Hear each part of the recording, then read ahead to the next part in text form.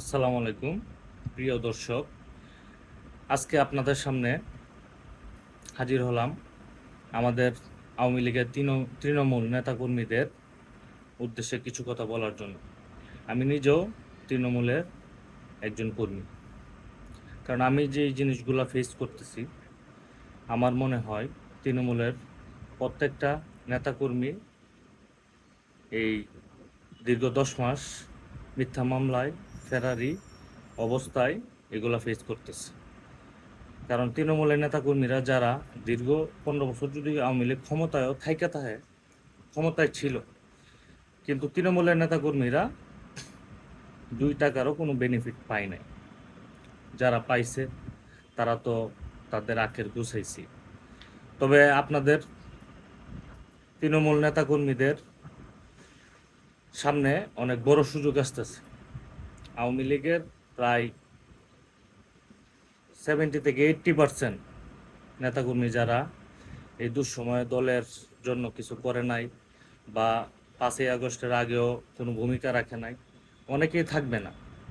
তো অতএব যদি না থাকে তাহলে আমাদের তৃণমূল নেতাকর্মীরা কিন্তু সামনে সুবর্ণ সুযোগ, আমরা কিন্তু এই সুযোগকে কাজে লাগাইতে পারব। এখন যদি আমরা নেতাদের দিকে চায় থাকি, নেতারা কিন্তু আপনাদের আমাদের কিছুই দিবে না। আর যদি দেয়ও 1000-2000 টাকার বেশি, মনে হয় না কাউরে কিছু দিবে। যদি মানে কোটি কয়েকজন দিয়েও থাকে, এই 2000-1000 টাকা দিয়ে 10 মাস কেউ চলতে পারবেন। বা আমাদের আওয়ামী লীগের নেতাকর্মীরা যারা জেল খাটছে বা জেল খাইতে বাইরেছে, ম্যাক্সিমামই যার যে নিজের টাকা দিয়েই জেল থেকে বের হয়েছে। তো অতএব আমার মনে হয় তৃণমূল নেতাকর্মীরা আপনারা নেতা নেতাদের দিকে না চায়া থেকে আপনারা নিজেরা নেতা হন। আপনারা নিজেরা আপনাদের নিজেদের মেধাকে কাজে লাগান। আপনারা আপনাদের ইচ্ছাশক্তিকে কাজে লাগান, যেন ভবিষ্যতে আপনারা নেতা হইতে পারেন।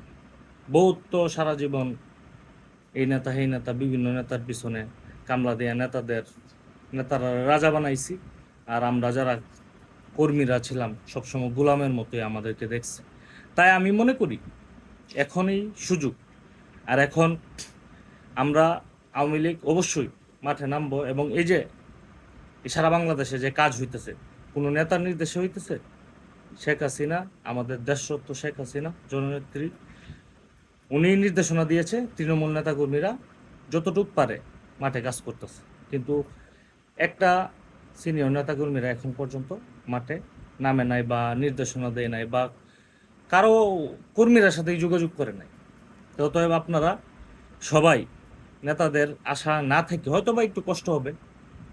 একটা জিনিস মনে রাখবেন, পরিশ্রমের পরেই কিন্তু মানুষের সফলতা আসে। পরিশ্রম, ছোটবেলায় বইয়ে পড়তাম পরিশ্রম সৌভাগ্যের প্রস্তুতি। এখন কষ্ট করেন 4-5 বছর, আমরা সবাই মিলে কষ্ট করি, যেন সামনে আমরা নেতৃত্ব দিতে পারি, যেন সামনে আমাদের যেই ত্যাগ তিতিক্ষা বা আমাদের যেই অবদান এই ক্রাইসিস মুভমেন্টে, এগুলা অবশ্যই নেত্রীর কানে যাইতেছে বা এগুলা রিপোর্ট হইতেছে। তো অতএব আপনারা কেউ মন ভাঙ্গেন না। আপনারা সবাই একজন আরেকজনের সাথে যোগাযোগ করেন এবং তৃণমূল ঐক্যবদ্ধ থাকুন। এর মধ্যে যার নেতৃত্ব দেওয়ার গুণ বা যার কপালে নেতৃত্ব আল্লাহ লিখে দিছে, ওনারাই উঠে আসবে। আর সবাই মনে রাখবেন, এমন কাউরে নেতা বানাইবেন যেন সবাই আপনাদের দুঃসময়ে পাশে থাকে। এই নেতা যেন খারাপ সময় আসলে যেন আপনাদেরকে রাইখা বা আপনাদের খোঁজখবর না নেয়, এমন কোনো নেতারে অবশ্যই সিলেকশন করবেন না। তাই আমি মনে করি আপনারা সবাই কাজ করেন, মাঠে থাকেন, এবং আওয়ামী লীগকে সুসংগঠিত করার জন্য এই যা যা করা লাগে বা এই এখন যেই ইয়ং জেনারেশনের যেই পোলাপান আছে, আপনারা সবাই তাদেরকে আওয়ামী লীগের যেই বিগত দিনের যে উন্নয়নগুলা বা এই বাংলাদেশ সৃষ্টি হওয়ার পিছনে বঙ্গবন্ধুর অবদান, এরপরে জাতীয় চার নেতার অবদান, এবং বাংলাদেশ আওয়ামী লীগ এবং ছাত্রলীগের কী অবদান ছিল, এগুলো তরুণ প্রজন্মের কাছে আপনারা উপস্থাপন করেন। কারণ এই যে এই অবৈধ সরকার কিন্তু এই তরুণ প্রজন্মকে একটা ভুল মেসেজ দিচ্ছে বা ভুল জিনিসগুলা তাদেরকে মোটিভেট করছে।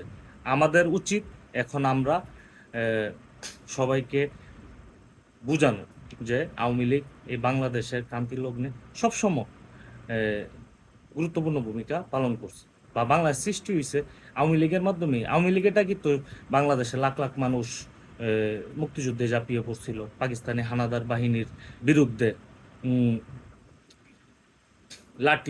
লাঠি সোটা নিয়ে দাঁড়াইছিল। তখন তো আর ওই রকম অস্ত্র টস্ত্র ছিল না। পরে না যুদ্ধ যখন শুরু হয়েছে তখন অস্ত্রের যোগান হয়েছে, কিন্তু তখন যখন মানে যুদ্ধ শুরু হয়েছে তখন তো যার যা আছে তাই নিয়ে যুদ্ধের জন্য নেমে পড়ছিল। তাই আমি মনে করি এই প্রজন্মকে বুঝান আপনারা সবাই, যারা তৃণমূলের নেতাকর্মীরা আছেন এবং যারা দলের জন্য ডেডিকেটেড, তাদেরকে সাপোর্ট করেন। একটা জিনিস মনে রাখবেন, একজন উপরে উঠতেছে, তাই নামানোর চেয়ে তার একটু ঠেলাদা উপরে তুলে দেন। ওরে আপনি ঠেলাদা তুলে দিবেন, আল্লাহ আপনারা তুলে দিবেন। তাই আমি মনে করি আপনারা সবাই সুসংগঠিত হন এবং আওয়ামী লীগ অচিরেই সজীব অজের জয়ের নেতৃত্বে আওয়ামী লীগ রাজপথে নামবে এবং রাজপথ আমাদের দখলে থাকবে ইনশাআল্লাহ। জয় বাংলা, জয় বঙ্গবন্ধু।